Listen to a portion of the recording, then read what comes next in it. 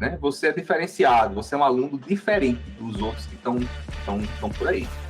Jonathan, né? A banca se reuniu, né? E seu trabalho está aprovado com nota máxima. Só para você ter noção, sem engenheiro de computação, só estou precisando de gente aqui. Imagina uma pessoa que tem a formação que você tem, um desprendimento para estudar isso tudo sozinho. Eu sei que ninguém te ensinou, eu sei, né? Você estudou essas coisas aí sozinho, correndo atrás e aprendendo, né? Como curiosidade de bom engenheiro que você vai ser. Então, procure isso, né? Você é diferenciado, você é um aluno diferente dos outros que estão por aí. Esse tipo de tecnologia que você aprendeu, ninguém domina isso fácil.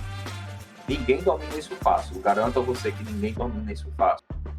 Para você ter conseguido chegar no curso de graduação, no TCC, e conseguir mostrar um negócio desse aí, né? Isso é assustador, tá? Então, parabéns pelo seu trabalho, pelo seu desprendimento de correr atrás das coisas. Desculpe. Então, o que é que acontece? Tem muita empresa que trabalha com isso que pode precisar, pode ter interesse numa ferramenta como essa sua. Que ela não existe. E um das motivos de você ter escolhido, o Jonathan ter escolhido um Raspberry, que eu sei que ele pensou nisso, é que uma câmera que faz esse tipo de tarefa, que dá dicas para um pequeno comerciante que vai querer colocar isso na empresa dele, para saber se alguém está furtando, às vezes uma câmera que você vai pagar R$2.000, ele tem poupa de vários furtos de R$500 ou R$600 cada um. Então acaba valendo muito a pena. E uma parceria, às vezes, com uma grande empresa como essa, você pode desenvolver um produto junto com ela, ela vai ter uma facilidade de você trabalhar desenvolvendo um produto, ser um parceiro de uma empresa como essa. Em que sentido? Eles vão poder dar suporte a essas questões de limitação social, como é que você vai fazer treinamento, análise de dados, que os caras devem ter na nuvem deles, que a Intelbras, boa parte dos sistemas de segurança funciona na nuvem. Eles podem ter dados enormes, gigantescos, que você desenvolveu uma tecnologia fabulosa. Eu juro a você, não entendo muito do que você fez, eu não entendo, porque não é minha área. Né? Não sei nem porque você me escolheu para ser seu orientador, para mim foi um privilégio, tá? Fique sabendo. E você pode ter um produto que pode ser o hardware do produto, barato, e você embarcar um software de alta qualidade ali no meio. Elton, obrigado aí pelos seus comentários. Só uma observação com relação ao trabalho do Jonathan. Embora ele esteja fazendo esse trabalho num método rotulado como trabalho de conclusão de curso, o que ele fez, acho que está bem além disso, tá? Está bem além do trabalho de conclusão de curso. Se ele tivesse um pouco mais de tempo, uns 2 anos, para fazer disciplinas, isso aí daria uma dissertação de mestrado de bater palma de pé. Então, é um trabalho muito bem feito. Eu, sinceramente, não consegui entender muita coisa do que ele fez. O método do trabalho ele é tipicamente dele. Claro que algumas coisas eu pude orientar o Jonathan ciente, porque não foi trivial o que ele fez. Sim. Bem de longe, é um negócio bem complexo para o nível que ele está.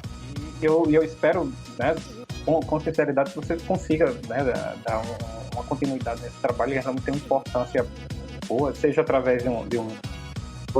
Parabéns aos pais do Jonathan por ter conseguido aí o sucesso do seu filho, né? Mais um novo engenheiro que está saindo da FRN. A gente tem muita satisfação nesse momento com ver os nossos alunos conseguindo vencer mais uma etapa da vida. Perfeito, maravilha. Muito obrigado pela palavra, professor Agostinho e todos o pessoal da nossa banca. Então vamos iniciar aqui, tá? Começou a apresentação, espero que tenha chegado para vocês aí. Bem, boa tarde a todos. Chegou sim, Jonathan. Perfeito. Então, hoje é o grande dia, né? Eu venho apresentar o meu trabalho de conclusão de curso com o objetivo do grau de engenheiro da computação. Meu trabalho, certo? Foi uma proposta de implementação de análise de vídeo com séries temporais. O meu orientador, o professor Dr. Agostinho de Medeiros Brito. Então, esse tese a gente vê um sumário, né, para falar um pouco da introdução, por que dessa solução, por que a necessidade dela. Vamos ter um pouco da fundamentação teórica, por que escolher da arquitetura. Vou mostrar a arquitetura proposta, né, e por que ela foi escolhida, com base nos resultados. Em seguida, eu irei mostrar os resultados e, por fim, a conclusão. Inicialmente, nós temos um gargalo, né, atualmente hoje na computação, que é o recurso limitado, né, que nós temos tanto de memória, porque como chegou, e de processamento em si, né, a gente sabe que a gente chegou no momento que a gente vai ter que mudar o paradigma para a computação em paralelização, né, ou computação quântica. Enquanto isso a gente não consegue de forma com um custo-benefício baixo, nós temos a questão dos grandes dados, né, da Big Data. Então, a gente sabe que o nosso problema hoje é o uso eficiente, né, desse recurso, porque a gente precisa manipular de forma adequada, certo, os dados, para que a gente tenha o menor custo assim e o maior desempenho. Então, a primeira situação, a questão aqui do Big Data, tá? Nós temos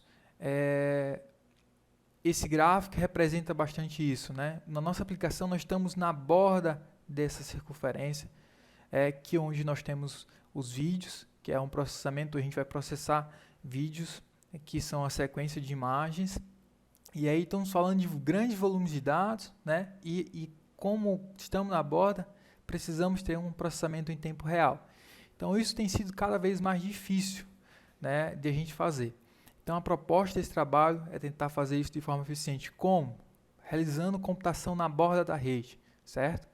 Hoje muito se fala na internet das coisas, né, dispositivos embarcados, mas a gente sabe que esses dispositivos ele tem memória limitada e também poder de processamento limitado. Então a gente não pode aplicar qualquer rede neural dentro dele, porque ele não vai conseguir fazer inferência em tempo hábil, né, em tempo real. Então, muitas das vezes, né, o nosso utilizamento hoje, estamos utilizando computação no núcleo da rede. Então, a gente pega as imagens da câmera, né, pelos sensores, e enviamos por toda a banda da rede, né, até um lugar, né, no caso do núcleo da rede, onde tem um alto poder computacional, né, na questão do cloud e da central de dados. Então isso, né, às vezes não é interessante, porque a gente vai consumir toda a banda da rede, ao qual que isso não é interessante para a computação hoje, porque existem milhares de dispositivos, né? Então qual é a nossa proposta? Fazer com que um sistema embarcado, em vez de ele enviar todo o vídeo completo, ele vai enviar somente a inferência, para classificar aquele vídeo, aquele segmento de vídeo e direcionar isso para uma pessoa tomar a sua ação necessária, tá? Aqui estamos falando de classificação de vídeos para qualquer ação que seja. Temos uma aplicação definida, mas a nossa arquitetura serve para qualquer um. Só basta a gente treinar de forma adequada essa rede, tá bom? Então, esse é o principal contextualização. Então, nossos objetivos aqui é implementar uma arquitetura capaz de classificar esse segmento de vídeo. A gente precisa otimizar, né, essa arquitetura para que a gente consiga fazer esse processamento no sistema embarcado. Como falamos, temos limitações aí, então a gente não pode. E essas redes, né, essas arquiteturas, para essa finalidade, né, elas são muito mais complexas que qualquer arquitetura de classificação normal, né, porque a gente leva um contexto, a gente está analisando o contexto em si por cada imagem. Então, essencialmente é isso. Então, para a nossa aplicação, a gente vai criar uma base de dados para ações suspeitas e não suspeitas. Tá? Essa base de dados é importante porque, primeiro, que a gente não tem uma base de dados abertas para esse fim atualmente. Então, foi necessário a gente criar, coletar os vídeos do YouTube, classificar eles, cortar as partes principais. A gente tem por cada amostra, por cada vídeo, apenas 3 amostras. Né? Então foi uma base de processamento bem detalhado que a gente fez. E por fim a gente embarcar esse modelo, né, no Raspberry Pi, que seria justamente o sistema embarcado aí no dispositivo com recursos limitados. Em tese, né, a gente implementou várias arquiteturas para identificar qual arquitetura seria melhor para esse fim. Existem várias arquiteturas que a gente pode fazer hoje para que consiga classificar, né, ações em vídeos. Então, nessa situação, a gente, por base de inferências, certo? A gente propôs uma arquitetura padrão, que é qual você está olhando. Em tese, nós temos um vídeo, certo? Ele pode vir em qualquer configuração, não precisa necessariamente ser 60 fps. Aí a gente vai pré-processar ele para que a gente consiga fazer ele em 5 fps, que nossa rede tem como entrada, certo? 20 frames em sequência contextualizada. Isso significa o quê? Que a gente tem 4 segundos aí de tempo real, né, de uma ação. E isso, para um ser humano, é suficiente para a gente identificar se ali é uma ação suspeita ou não, ou qualquer ação que seja. Após essa passagem, né, os 20 frames, vai ter uma entrada numa arquitetura de aprendizado por transferência. Tá? Isso é muito importante porque se não tivesse essa camada de transferência, era muito difícil, demoraria muito mais para a gente ter os mesmos resultados. Porque aqui a gente está aproveitando os pesos que já foram treinados por supercomputadores, por meses, até semanas de treinamento com base nessas dados. A gente vai tentar colocar em seguida a camada, ela faz a extração de características, e em seguida nós temos a camada, pode dizer assim, que vai fazer o aprendizado, né? Vai aprender. E aí a gente usa aqui uma arquitetura de Deep Learning. A gente escolheu várias, né, entre elas, para chegar ao intuito original final. Enfim, nós temos uma camada de Flutter, tá? Que é necessária para a gente fazer a conexão no Fully Connect, porque esse Fully Connect é uma rede não supervisionada, né? O Multi-Layer Perceptor, geralmente, que precisa como ter entrada com uma rede unidimensional.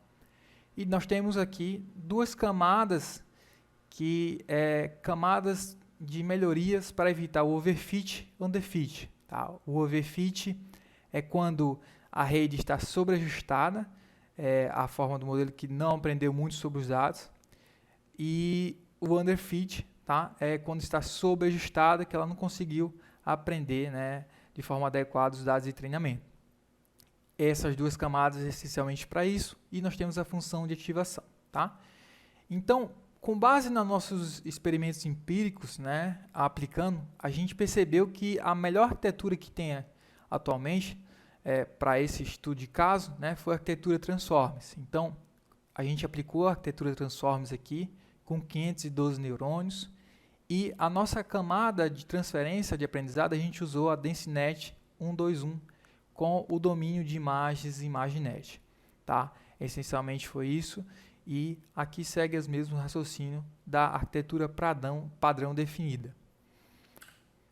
Então, nós temos a arquitetura foi usada por transferência, o uso de transformers. Tá? Esses transformers têm como base uma camada de encode e decode. Tá? O encode é necessariamente para aprender e o decoding é para poder classificar.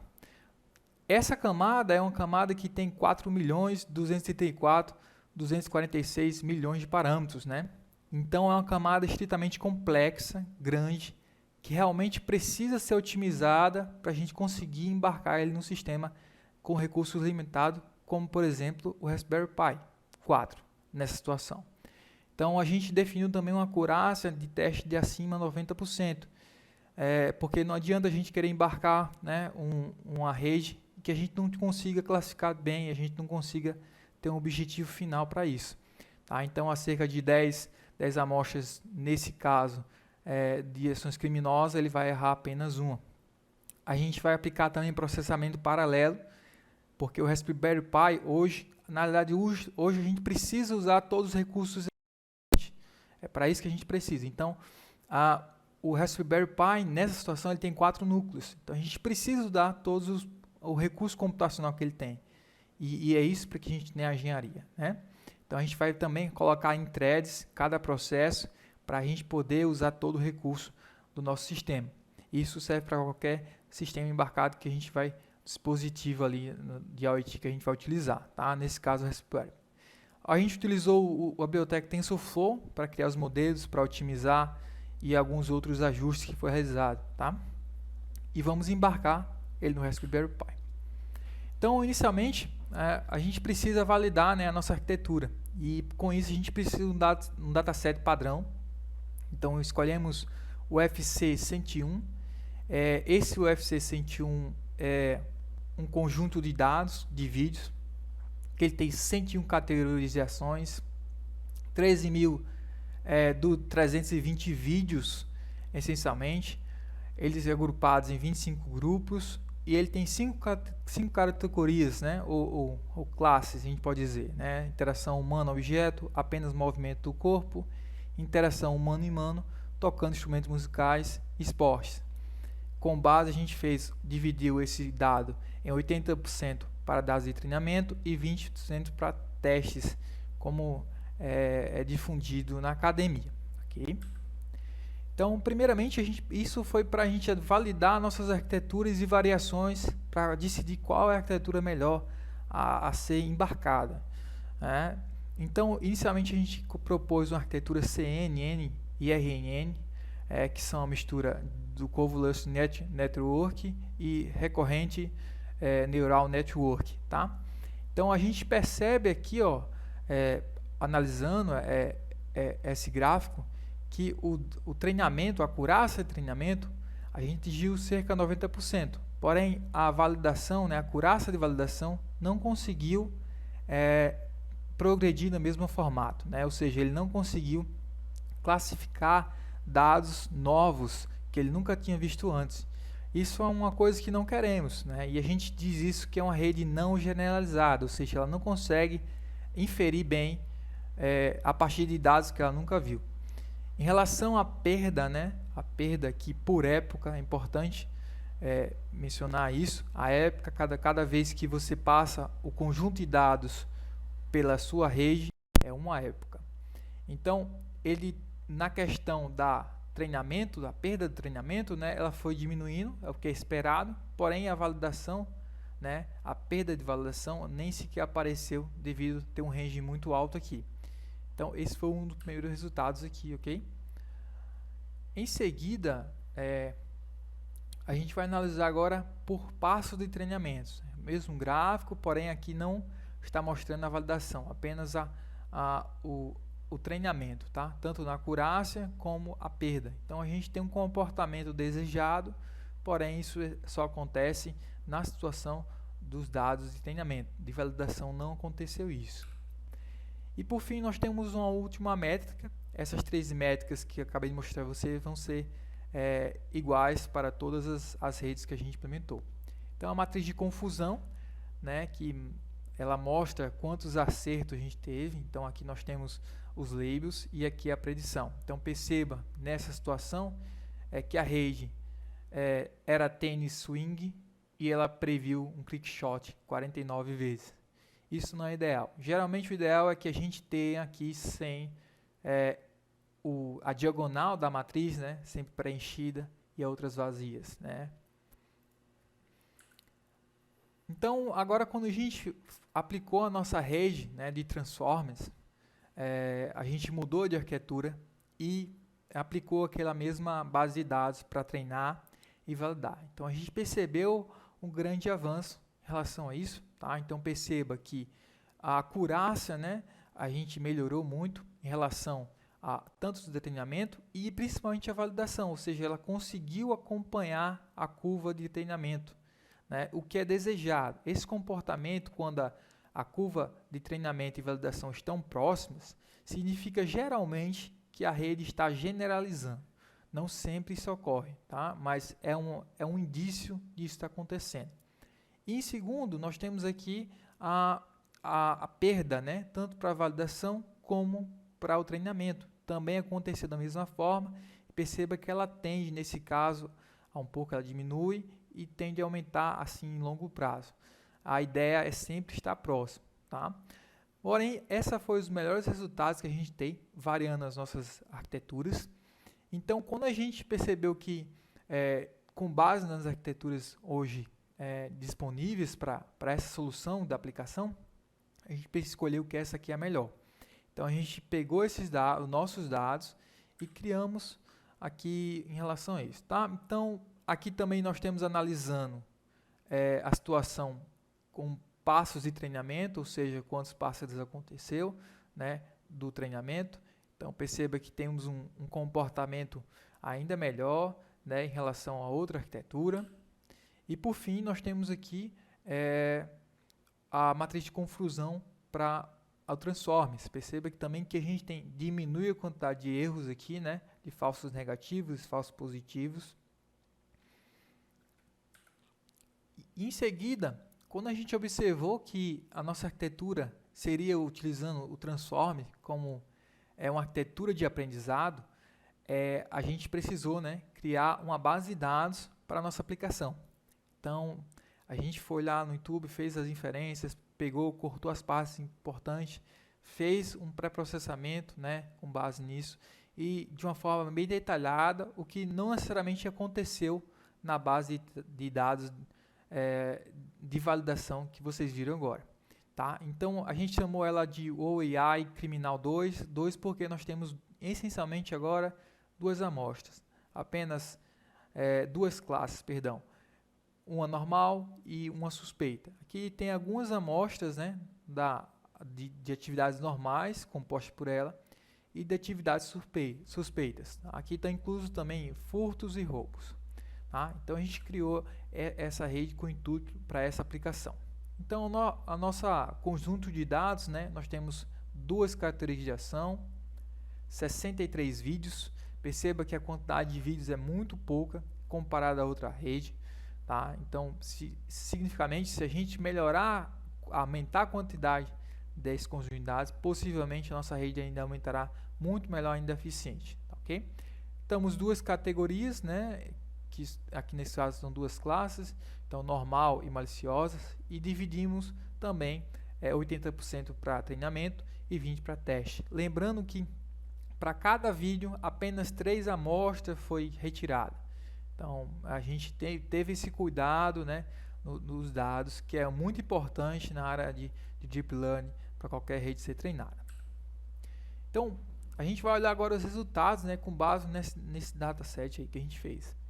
Então, perceba que aqui nós temos um resultado muito interessante, possivelmente pela forma que foi montado a base de dados, ou também pode ser também pela quantidade pequena de vídeos, também isso é importante ressaltar, tá? Pela quantidade pequena do conjunto de dados, também isso pode ocorrer, mas nessa situação tivemos um resultado muito bom.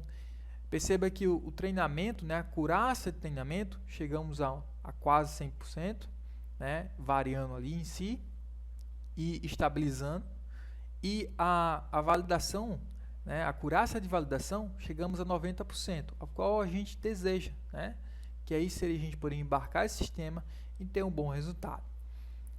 Quando a gente olhamos para a perda, né, tanto de validação como treinamento, perceba o comportamento dela como está próximo um da outra. Então a gente está percebendo aqui uma situação, um indício de uma rede generalizada para esse conjunto de dados. Então eles estão bem próximos e tendendo a zero, o que é importante, né? A treinamento tendeu a zero e a validação ali tendeu próximo de zero. Então foi um resultado significativo muito bom.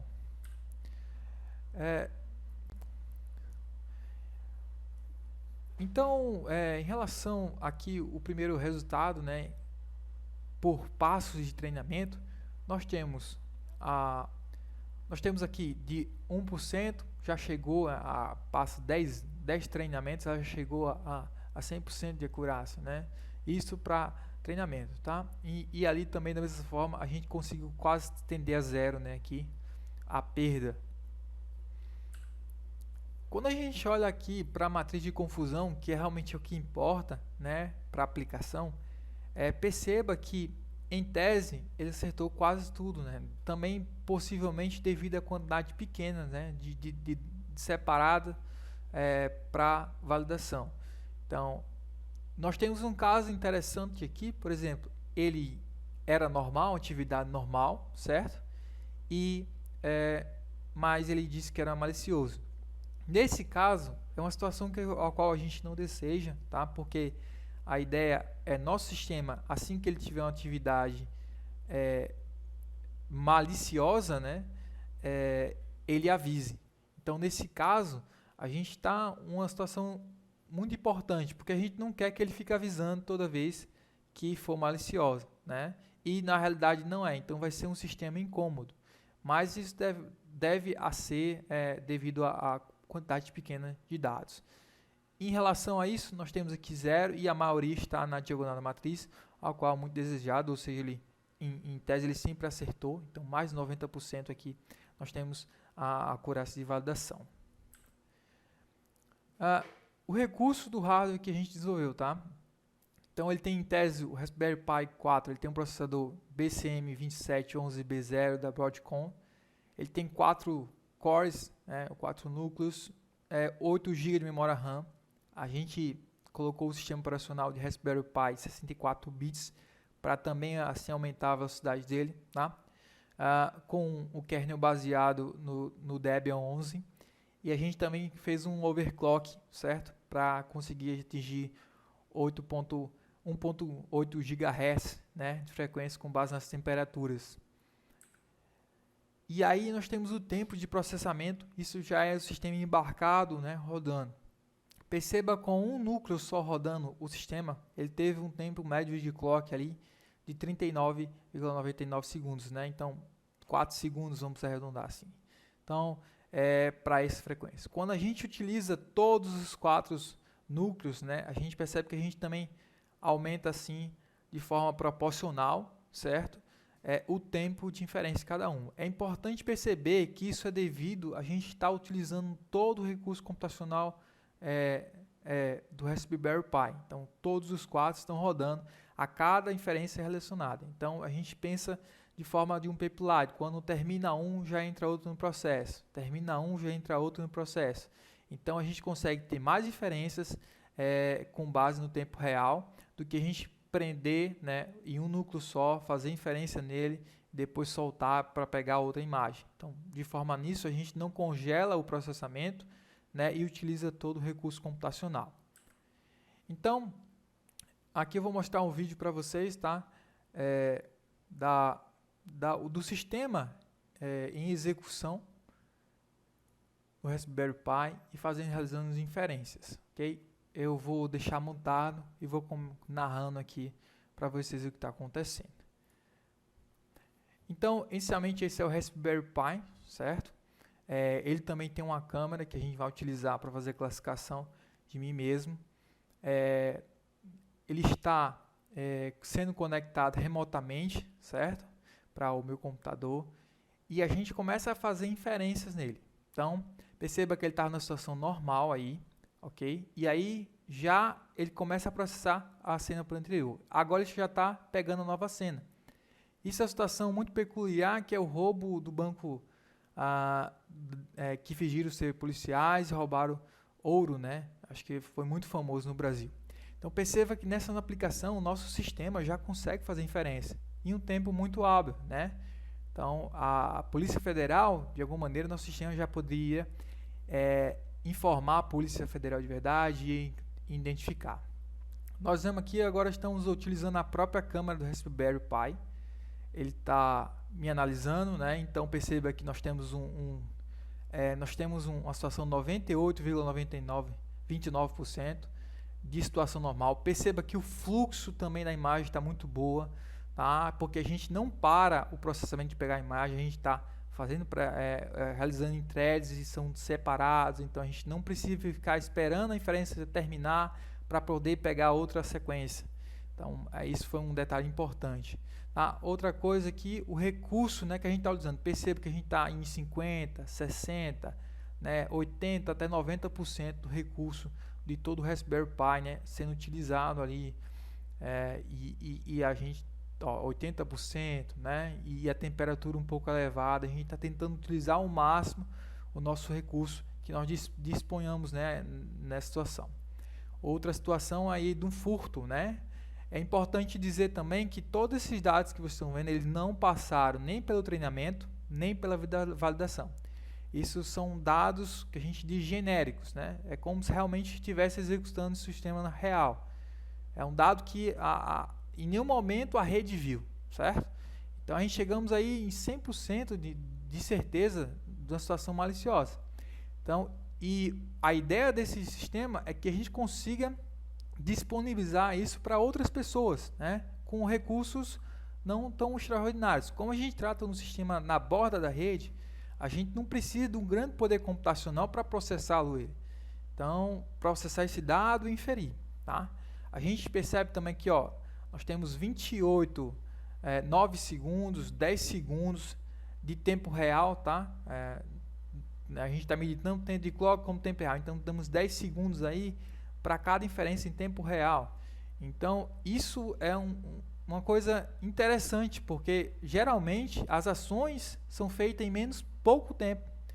Quando é menor que isso, ainda assim, o dono do estabelecimento poderia ser alertado a tempo e poderia se acionar as medidas cabíveis, né, para de alguma maneira, prender ou acabar com aquela ação. Tá? Agora a gente vai ver aqui no sistema um pouco do recurso, né, sendo utilizado. Perceba que no momento aí está rodando o sistema, tá? Então a gente vai começar a rodar em seguida. Então a gente não está utilizando praticamente nada. Quando a gente vai utilizar, como a gente está usando threads, né, e cada inferência vai lançando esse thread no sistema operacional, tá? E a gente vai ver que o sistema em si ele já tende a alocar em cada processo diferente. Então perceba que começa a avaliar. E aí nós temos todos os processos sendo criados, colocando na fila, né? E nós temos em núcleos diferentes, né? Criando os processos. Então a gente está utilizando todo o recurso ali de forma que o sistema operacional deixe também. Então, em relação a cada núcleo que está sendo usado, nós estamos ali sempre em 80% de cada núcleo, a gente chega, né, atingindo ali uma média estipulada. Então a ideia é sempre essa, tender a usar o maior recurso, fazer o trade-off, né, que a gente aprendeu. Então, agora a gente vai na situação normal, tá? Mesma coisa lá. Então, ele estava analisando um sistema de estacionamento e ele espera, mudou a cena, ele já está fazendo inferência, ele não paralisa e ele já faz a inferência. E nesse momento, a ideia é acionar um serviço para notificar as pessoas responsáveis e essas pessoas conseguem verificar que aquela inferência foi certa ou não e tomar decisões com base nisso e assim prevenir qualquer problema. Nesse caso, que foi muito famoso, nosso sistema se estivesse lá, possivelmente não daria nem tempo do pessoal sair, né? Se depender de onde estava a localidade dos policiais. Então, a Polícia Federal sabia que não era ação deles. Então, a gente poderia prever isso de forma rápida. E sanar o problema, o gargalo que existe muito hoje. Tá? Então, em tese, nós temos isso. Agora eu vou voltar para a minha apresentação do slide, para finalizar as conclusões.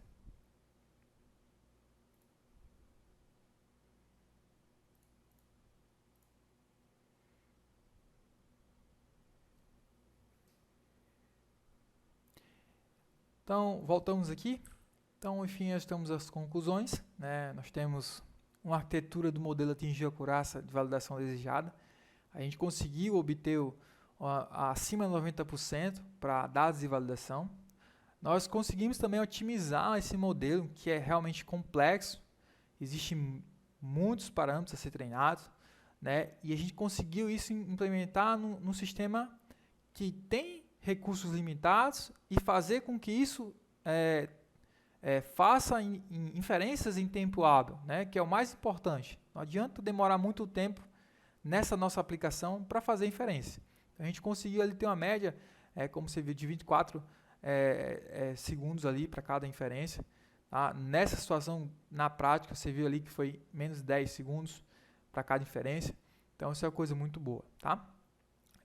Apesar da quantidade pequena de amostras dos conjuntos, né, que os dados dos conjuntos que a gente criou, que é o AI Criminal 2, tivemos um bom desempenho.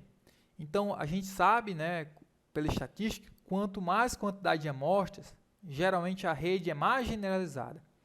Então, se nessa quantidade de dados, né, ele teve um bom desempenho, imagine com 1000 vídeos, né, para classificar, ou até mais, né, geralmente a gente sempre deseja isso mais. Então, é uma coisa a se fazer, com certeza é um sistema muito robusto para essa situação, tá? Então, o nosso trabalho futuro é principalmente aumentar essa base de dados, né, que hoje não existe uma base de dados aberta para esse fim de aplicação, certo? Então, realmente é um trabalho minucioso que foi realizado, né, e muito custoso de tempo e de dinheiro, que hoje a gente sabe que o fundamental do custo de redes é a base de dados necessária para criar aquela aplicação, tá? E em seguida criar um produto, um mínimo produto viável, né, um MVP para possíveis soluções aí e para clientes de pequeno porte, né? A gente sabe que isso é uma dificuldade, nem todo mundo tem o recurso para colocar essas inferências no núcleo da rede. A ideia é colocar na borda da rede e assim muitas pessoas é possível fazer isso em residências, em pequenas empresas. Bem, é isso. Eu agradeço pelo tempo de vocês e pela atenção. Muito obrigado. Eu passo a palavra para o meu professor, Dr. Agostinho.